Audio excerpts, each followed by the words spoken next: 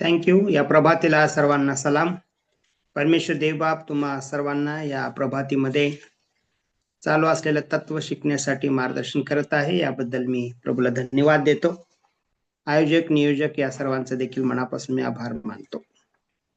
कालच्या दिवसामध्ये प्रभू परमेश्वरचं पवित्र वचन आपण ऐकलेलं आहे. त्याच्या समाप्तीमध्ये आपण पाहिलं की ऐक्य मंडळीचे सामर्थ्य दर्शवते आणि त्यामध्ये देवाचा पवित्र आविष्कार आहे. ऐक्याने मजबूती येते. जेव्हा सभासद ख्रिस्तामध्ये आणि एकमेकांमध्ये एक होतात आणि जगाच्या तारणासाठी एक जीवाने काम करतात, तेव्हा ती मंडळी खऱ्या अर्थाने भक्कम आणि संपन्न होते. त्याच वेळी खऱ्या अर्थाने देवाचे सहकारी ते होतात. पहिले कोरिन्थीचा 3रा अध्याय आणि 9व्या वचनामधून हे मार्गदर्शन आपल्याला मिळालेलं असता. आज आपण पुढे जाऊया की परमेश्वर देवबाप या मंडळीच्या ऐक्यासंबंधी जे काही पैलू आम्हाला शिकवत आहे किंवा त्या पद्धतीचं मार्गदर्शन होत आहे, त्यामध्ये 205 नंबर पानावर आज आपण विचार मंथन करणार आहोत. देवाच्या पवित्र दयेने आणि कृपेने त्याच्या ऐक्याची जी काही महती आहे ती आपण शिकत असताना प्रत्येक गोष्ट आपल्याला समजावी आणि प्रत्यक्षात आपण त्यासाठी तयार व्हावं. आपण देखील एक मंडळीचा अविभाज्य भाग व्हावा, ऐक्याने एकत्रित यावं आणि जी काही देवाची सुसंगतपणा आहे त्या अनुषंगाने मंडळीची भक्कमपणा वाढवावा, याकरिता होणारं मार्गदर्शन देवबाप तुम्हासाठी आशीर्वाद करो. ऐक्य असलेल्या मंडळीचा विधायक आणि सुंदर परिणामाची तुलना वृद्ध वादकांच्या करामतीशी करू शकतो. वाद्यवृंदांची जी चाल असते किंवा एकत्रपणा असतो किंवा त्या सर्व गोष्टी एकत्रित वाद्य वाजवणारे जे लोक जे आहे ते सूत्रसंचालन करतात, त्या प्रकारे त्याची तुलना केली गेलेली आहे. पुढारी समोर येण्या अगोदर गायन वादन कुशल लोक आपापली वाद्ये सुरात लावतात आणि थोडासा सराव करून बदसूर आवाज काढतात. परंतु पुढारी जेव्हा समोर येतो तेव्हा कर्कश आवाज नाहीसा होतो आणि सर्वांची डोळे पुढाऱ्याकडे लागतात. वादक वृंदातील प्रत्येक व्यक्ती नीट बसते आणि पुढाऱ्याच्या मार्गदर्शनाप्रमाणे आपला भाग करण्यास तयार राहते. पुढाऱ्याच्या मार्गदर्शनाने त्याचे पालन केल्यामुळे चंदवादक उत्कृष्ट कर्णमधुर आणि सुस्वर संगीत निर्माण करतो. एक शिस्त लागते आणि त्या शिस्तीमुळे होणारं मार्गदर्शन अवलंबल्यामुळे एकीचं बळ या ठिकाणी दिसून येतं आणि सुसंगतपणा निदर्शनास येतो आणि त्याद्वारे कानावर पडणारा शब्द असो किंवा स्वर असो, त्याचा एक आनंद आपल्या जीवनामध्ये प्रकट होतो. आणि म्हणून ऐक्य असलेल्या मंडळीचं विधायक एक सुंदर परिणामाची तुलना ही वाद्यवृंदाद्वारे केलेली आहे. आज आपण हा प्यारा समजून घेत असताना आपण एक गोष्ट लक्षात घेऊया की कोणतीही गोष्ट करण्यासाठी ऐक्याची गरज आहे, जरुरी आहे. आणि म्हणून सर्वसाधारणपणे प्रत्येक व्यक्तीला ऐक्यामध्ये राहणं ही अत्यंत महत्वाची गोष्ट आहे. मंडळातील ऐक्य म्हणजे दैवी पुढाऱ्याच्या नेतृत्वाखाली पाचारण केलेल्या वादक वृंदाशी माझ्या जीवनातील वाद्यांचा मिलाप करणे होय. म्हणजे ऐक्य हे दैवी पुढाऱ्याला नेतृत्वाखाली पाचारण केलेल्यास वाद्यवृंदांच्या माझ्या जीवनातील वाद्यांचा मिलाप करणे असं होय. म्हणजे आपण एकमेकांमध्ये मिक्स झालं पाहिजे, मिलाप झाला पाहिजे, समेट झाला पाहिजे. साधारणपणे होला हो म्हणणारी माणसं एकत्र आली पाहिजेत. देवाच्या विचाराने ऐक्यता निर्माण केली पाहिजे. उत्पत्तीच्या नंतर आरंभीच बसलेल्या ओरखड्यानंतर पुढाऱ्यांच्या मार्गदर्शनाप्रमाणे मानवासाठी देवाच्या प्रीतीचे वृंदवादनाचे मधुर संगीत निर्माण करू शकतो. जो अनुभव आपल्याला असतो, जे सुरुवातीच्या काळामध्ये प्रत्येक व्यक्तीला तो अनुभव घ्यावा लागतो, त्याला लेखक या ठिकाणी म्हणत आहे ओरखडणे. आणि या मार्गदर्शनाने मानवासाठी देवाच्या प्रीतीचं वृंदवादनाचे मधुर संगीत निर्माण करू शकतो. जेव्हा अनुभव परिपक्व होतो तेव्हा निदर्शनास येणारी प्रत्येक गोष्ट ही देवाच्या पवित्र गौरवासाठी प्रकट होते आणि त्यामध्ये ऐक्य आणि साम्य दिसून येतं. दुसरा पैलू असा आहे, ऐक्यामुळे साध्य किंवा संपादन. मंडळीला जर ऐक्य अनुभवायचे असेल तर ते साध्य होण्यासाठी त्रैक्य देव आणि भक्तगण यांचा त्यामध्ये सहभाग असला पाहिजे. त्रैक्य देव म्हणजे बाप, पुत्र, पवित्र आत्मा, आणि भक्तगण म्हणजे तुम्ही आणि आम्ही, जे विश्वासू बंधू आणि भगिनी आहेत, जे वचनाने पारंगत झालेले आहेत, जलस्नानाने शुद्ध झालेले आहेत, ज्यांनी बाप्तिस्मा घेतलेला आहे, जे मंडळीचे भाग आहेत, मंडळीचे सदस्यत्व त्यांना मिळालेलं आहे, ते खऱ्या अर्थाने आपल्या कुटुंबाला मंडळीमध्ये रुजवलेलं आहे, असे जे लोक आहेत, अशा सर्वांना देवाने भक्तगण असं म्हटलेलं आहे. आणि या भक्तगणांचा आणि त्रैक्य देवाचा मिलाप किंवा समेट असणं, एकत्रितपणा असणं आणि ऐक्यामुळे साध्य होणारी, संपादन होणारी गोष्ट सिद्धीस नेणं, याकरिता देवाचं पवित्र वचन आम्हाला मार्गदर्शन करत आहे. यामध्ये विश्वास कोणती भूमिका करू शकतात? विश्वासू या नात्याने प्रत्येकाला असणारी जबाबदारी पार पाडत असताना एकीच्या बळाने ऐक्यतेमध्ये राहून देवाच्या पवित्र विचाराने, त्याच्या मार्गदर्शनाने, पवित्र आत्म्याच्या मार्गदर्शनाचं जे जीवन आहे ते आत्मसात करून त्याप्रमाणे मंडळीची सेवा चाकरी करणं किंवा त्या सेवेला कुरकुर न करता सामोरं जाणं, हे आज आपल्याला या वचनातून किंवा या प्रश्नातून मार्गदर्शन होत आहे. दुसरं पवित्र वचनातून आज आपण पाहत आहोत की ऐक्याचे उगमस्थान काय आहे. प्रत्येक गोष्टीला प्रारंभ असतो, आरंभ असतो, सुरुवात असते, उगम असतो. तसंच ऐक्याला देखील एक उगम आहे.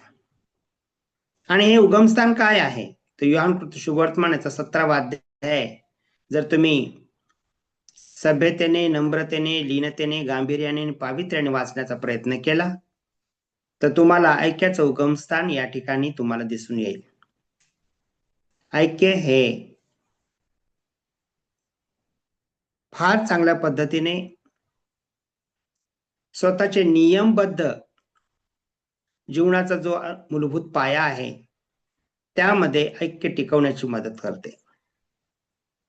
ऐक्याचं उगमस्थान पुढील प्रमाणे आहे असे पवित्र शास्त्रात दर्शवलेले आहे. ते म्हणजे पित्याच्या नामात राखण्याचे सामर्थ्य, योहान 17:11. दुसरं म्हणजे ख्रिस्ताने आपल्याला अनुयायांनी दिलेल्या पित्याचे गौरव, योहान शुभवर्तमान 17:22. आणि तिसरं म्हणजे विश्वासकांच्या ठाई ख्रिस्ताचे वास्तव्य. जे जे बिलीवर्स आहेत, जे जे विश्वासू आहेत, जे भक्तगण आहेत, त्यांच्या ठाई ख्रिस्ताचं वास्तव्य असणं हे देखील ऐक्याचं उगमस्थान आहे. योहान शुभवर्तमानचा 17वा अध्याय 23वा वचन. पवित्र आत्मा, ख्रिस्ताचा आत्मा आणि ख्रिस्ताच्या मंडळीमध्ये वस्ती करणे हीच एक आकर्षक शक्ती असून त्यांच्या उपस्थितीने मंडळीतील प्रत्येक भाग हा संघटित येतो. आणि म्हणून जसं की एखादा चाक असतं आणि त्या चाकाचा कणा असतो, तशा प्रकारे चाकाचा तुंबा आणि आरा, आरा म्हणजे कणा, यांच्यासारखं त्यांचं नातं आहे. मंडळीतील सभासद, आरा म्हणजे ख्रिस्ताचा जो तुंबा आहे, त्याच्याशी कनेक्ट केला जातो. उदाहरणार्थ, एका आरीच्या भोवती जसं जातं फिरतं, तशा प्रकारे आपण ख्रिस्ताच्या तुंब्यामध्ये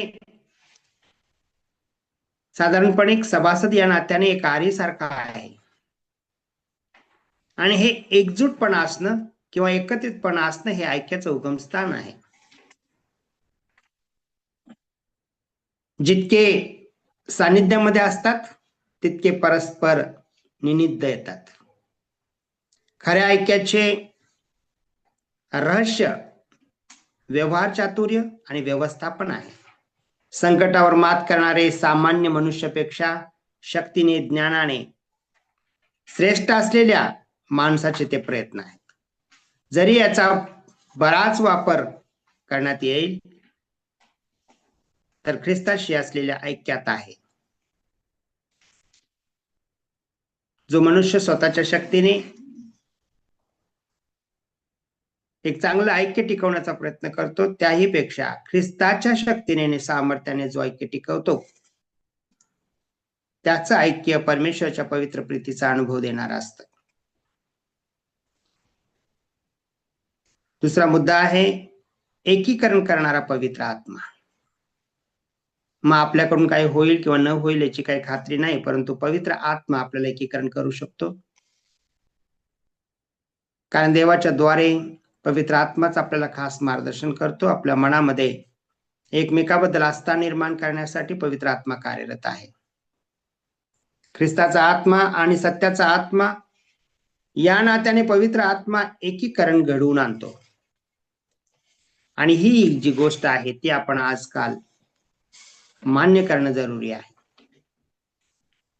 आणि याकरिता दुसरा पैलू असं म्हणत आहे की ऐक्याचे केंद्रस्थान. ऐक्य त्याला एक सेंट्रलाइज पण आलं पाहिजे. त्याचं एक केंद्रस्थान आहे. ते विश्वासकाने समजून घेणं गरजेचं आहे. आणि त्याकरिता पवित्र शास्त्रामध्ये असं म्हटलेलं आहे, विश्वासकामध्ये आत्म्याचा प्रवेश होताच नवी संस्कृतीबद्दल असलेली कलुषित मने वर्ण, लिंग, रंग आणि राष्ट्रीयत्व आणि समाजातील स्थान याच्यावर मात करण्यास तो त्यांना भाग पाडतो. गलातिकरास पत्राचा 3रा अध्याय आणि 26-28 वचनामध्ये असं म्हटले की यामध्ये वर्णमाला राहत नाहीये, रंगभेद राहत नाहीये, लिंग राहत नाहीये, राष्ट्रीयत्व राहत नाहीये. कलुषित मन जे असतात, विसंगती निर्माण करणारी मन जे असतात ते देखील राहत नाहीत. कारण ऐक्याचं केंद्रस्थान जर पवित्र आत्मा आहे. जर तुम्ही आणि मी जर का त्या विचाराने एकत्रित आलो तर आपल्यामधून हे सर्व काढून टाकण्यासाठी मदत होते. अंतःकरणामध्ये आत्म्याच्या द्वारे ख्रिस्ताचा प्रवेश होतो आणि हे करणं साध्य होतं. ऐक्याचे केंद्रस्थान करणं साध्य केव्हा होतं? जेव्हा ख्रिस्ताचा प्रवेश आपल्या अंतःकरणामध्ये होतो.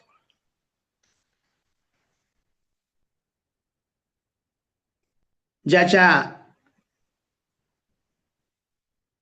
न करण्याने आत्मा विराजमान होतो ते स्वतःवर नाही तर ख्रिस्तावर केंद्रित करते. ख्रिस्ताशी झालेल्या एकीकरणामुळे परस्परामध्ये त्याचे बंधन प्रस्थापित होते. हे अंतर्यात्मा आत्मा वसत असल्याचे फळ आहे. ते काही अंशाने परस्परातील भेदभाव कमी करते आणि ख्रिस्ताचे गौरव करण्याचा कार्यात सहभागी किंवा संघटित करते.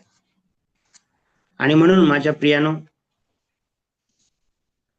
आपलं जे एकीकरण आहे किंवा ऐक्य आहे हे टिकवण्यासाठी सतत पवित्र आत्मा मार्गदर्शन करत आहे. आणि त्रैक्य देवाचं वास्तव्य एकत्रितरित्या आल्यामुळे विश्वासक बंधू आणि भगिनी परमेश्वराच्या पवित्र विचाराने वागण्याचा प्रयत्न करतात. दुसरा पैलू आहे ऐक्य घडवून आणण्यात आत्म्याच्या दानाचा भाग आहे. पवित्र आत्म्याची दानं आहेत. ही सर्व दानं प्रत्येक व्यक्तीला ज्याच्या कुवतीप्रमाणे, त्याच्या शक्तीप्रमाणे परमेश्वराने दिलेली दानं जर एकत्रितरित्या यूज झाली, उपयोगात आली तर मात्र या ठिकाणी ऐक्य घडवून आणण्यासाठी मदत होते. मंडळीचे ध्येय कसे साध्य करता येईल? जेव्हा स्वर्गामध्ये पित्याच्या बाजूला राहून ख्रिस्ताने आपल्या साठी मध्यस्थीच्या कार्याची सुरुवात केली, तेव्हा खात्री करून घेतली की त्याच्या लोकांमध्ये ऐक्य निर्माण करणे. ध्येय हा काही काळ फसवा मोहजाल नाही, तर विश्वासकामध्ये विशेषतः विश्वासाचे ऐक्य निर्माण करण्याकरिता पवित्र आत्म्याद्वारे त्याने विशिष्ट दाने दिलेली आहेत. अशा प्रकारे परमेश्वराचं पवित्र कार्य जर तुमच्या आणि माझ्या ऐक्यासाठी जर झटत आहे किंवा काम करत आहे किंवा पवित्र आत्मा एकत्रितरित्या दान देत आहे, तर हे दान आपण कशासाठी उपयोगात आणलं पाहिजे, तर मंडळीच्या ऐक्यासाठी किंवा आपल्या एकत्रीकरणासाठी किंवा एक कळप एक मेंढपाळ होण्यासाठी किंवा मंडळीचं ऐक्य टिकवण्यासाठी आपण या दानांचा उपयोग केला पाहिजे. या दानाविषयी बोलताना पौलाने असं म्हटलेले आहे की ख्रिस्ताने कोणी प्रेषित, कोणी संदेष्टे, कोणी सुवार्थी, कोणी पाळक, कोणी शिक्षक असे नेमून दिलेले आहेत. ही दाने सेवेच्या कामासाठी, ख्रिस्ताच्या शरीराच्या रचनेसाठी, पवित्र जनांची पूर्णता व्हावी म्हणून मंडळीला देण्यात आलेली आहेत. प्रत्येक जण आपापल्या परीनं आपापली कला, आपापलं कला कौशल्य, आपापलं दान उपयोगात आणत असतो. परंतु यामध्ये जर का एखाद्या व्यक्तीला जर वाटत असेल एखाद्या दानाविषयी किंवा एखाद्या कलेविषयी किंवा एखाद्या गोष्टीविषयी जर का त्याला प्रौढी मिळवण्यासाठी किंवा गर्वधारण होत असेल, तर ते दान संतुष्टात येतं, ते दान उपयोगाचं ठरत नाही, त्यामुळे एकी होत नाही, त्यामुळे एकत्रीकरणामध्ये परमेश्वराचा गौरव होत नाही, त्यामध्ये ख्रिस्ताचा वास होत नाही, त्यामध्ये त्रैक्य देवाचं वास्तव्य नसतं. आणि म्हणून प्रत्येक व्यक्तीनं दान हे सडळपणे परमेश्वराने दिलेली देणगी म्हणून ऐक्यासाठी वापर करणं हे गरजेचं आहे. कोणी शिक्षक आहे, कोणी पाळक आहे, कोणी सुवार्थिक आहे, कोणी प्रेषित आहे, कोणी संदेष्टे आहे, कोणी सेवक आहे. याचा अर्थ असा होतो माझ्या प्रियानो की प्रत्येकाला ज्याच्या कुवतीप्रमाणे परमेश्वराने दिलेले दान आपण उपयोगात आणलं पाहिजे. ते गर्वासाठी किंवा घमेंडीसाठी किंवा आपल्या मानवी स्वभावासाठी, त्याचं वर्चस्व गाजवण्यासाठी नाही, तर मंडळीचं ऐक्य टिकवण्यासाठी त्याचा उपयोग झाला पाहिजे. पुष्कळ लोकांना मी कोणीतरी आहे असा भास देखील होतो आणि त्यामुळे पतनाची रेष खूप लांब जात नाही, तर ती खूप जवळ येते. आणि म्हणून पतनापासून वाचणे, ऐक्यामध्ये टिकून राहणे, सार्वजनिक जीवनामध्ये देवाने दिलेले दान उपयोगात आणणे म्हणून आज आपल्यासाठी पाचारण करण्यात आलेला आहे. त्या एकमेव दानाचा उद्देश आहे की त्याद्वारे आत्म्याचे ऐक्य, त्याची वाढ विश्वासाच्या एक तत्वात व्हावे. एपिस्करास पत्राचा 4 अध्याय 3 ते 13 मध्ये म्हटलेला आहे. त्यामुळे विश्वासक पोक्त आणि खंबीर होऊन इथपर्यंत बाळा समान राहणार नाही. म्हणजे तो पोक्त होतो, याचा अर्थ मॅच्युअर होतो, आणि तो लहान मुलासारखं वर्तन करणार नाही, कारण हे जे दान आहे ते देखील त्याच्यामध्ये परिपक्व होतं आणि देवाचं वास्तव्य त्याच्या जीवनामध्ये कार्यरत राहतं. एक महत्वाची बाब म्हणून आपण हे ऐक्य घडवून आणण्यासाठी आत्म्याच्या दानांचा भाग कसा महत्वाचा आहे हे लक्षात घेणं जरुरी आहे. या दानाद्वारे विश्वासक प्रेमाने सत्य वततील आणि मंडळीचं मस्तक जो ख्रिस्त त्याच्या परिणामाचे सर्व प्रकारे ते वाढतील. तसेच प्रेमाच्या चेतनामय एकात्मतेमध्ये त्यांची वृद्धी होईल, हा त्याचा परिणाम आहे. ऐक्याने एकत्रित येणं किती मनोहर आहे असं जे म्हटलेलं आहे, त्याचा परिणाम किंवा त्याचा निकाल किंवा त्याचं साध्य किंवा त्याचं मर्म जे आहे ते आज आपल्याला या ठिकाणी पाहायला भेटत आहे की काय घडेल ऐक्यामध्ये राहिल्यामुळे, एकी केल्यामुळे काय होऊ शकतं, मंडळीचं ऐक्य टिकवल्यामुळे काय होऊ शकतं, आपल्या दानाचा योग्य उपयोग केल्यामुळे काय होऊ शकतं. तर या ठिकाणी दिलेलं आहे, या दानाद्वारे विश्वासक प्रेमाने सत्य वदतील, म्हणजे सत्याचं प्रकटीकरण करतील, म्हणजे ते सत्य बोलतील. पवित्र शास्त्र सत्याची व्याख्या काय करतं? योहान 17:17 मध्ये तुझं वचनच सत्य आहे. आणि देवाचं वचन जर सत्य आहे तर सत्याचं प्रतिपादन करत असताना, सत्याचं प्रकटीकरण करत असताना, सत्य उलगडत असताना सत्यामध्ये राहणं, आणि सत्य येशू ख्रिस्त आहे. पवित्र वचन आम्हाला या ठिकाणी म्हणतं, या दानाद्वारे विश्वासक प्रेमाने व सत्य वदतील आणि मंडळीचा मस्तक जो ख्रिस्त याच्या परिमाणाने सर्व प्रकारे ते वाढतील. तसेच प्रेमाच्या चेतनामय एकात्मतेमध्ये त्यांची वृद्धी होईल. पौलाने म्हटले आहे की त्याचपासून अवघ्या शरीराचा पुरवठा करणाऱ्या प्रत्येक सांध्याच्या योगे जुळवणूक व जमवाजमव होते.